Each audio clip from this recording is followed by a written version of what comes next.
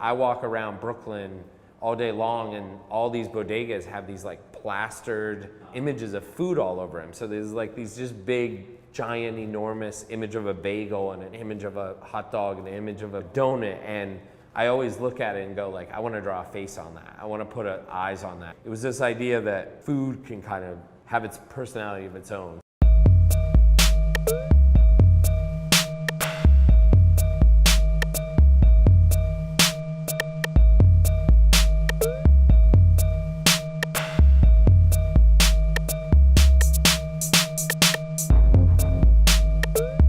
I think I've drawn the monsters my whole life without really knowing it and without really anyone else appreciating it. The monsters were like doodles to me. They were work that I did outside of the graphic design I was doing or the art direction I was doing. And so, you know, I had my first child and really when I started to develop the monsters were centered around like, she would not eat her lunch. And so I would drop in these monsters saying crazy things like, eat your eggs or I'll break your legs from Beat Street and stuff like that. And so I would put it in every single day. I think I did it for the entire school year.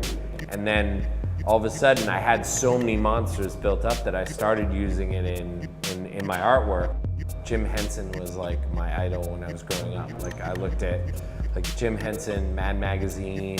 That was when I first got into like a visual world. Then of course, later on in life, like Keith Haring was the first person that like really spoke to me in the way that like I would look at stuff and actually like relate to it.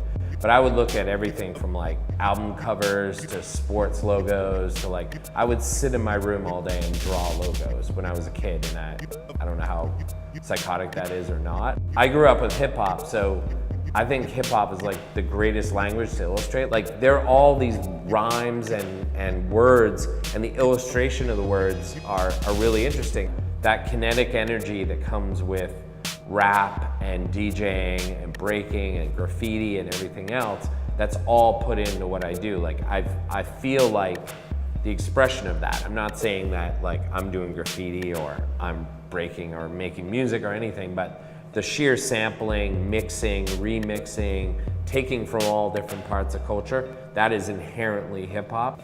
For me, that's always been the strongest tie.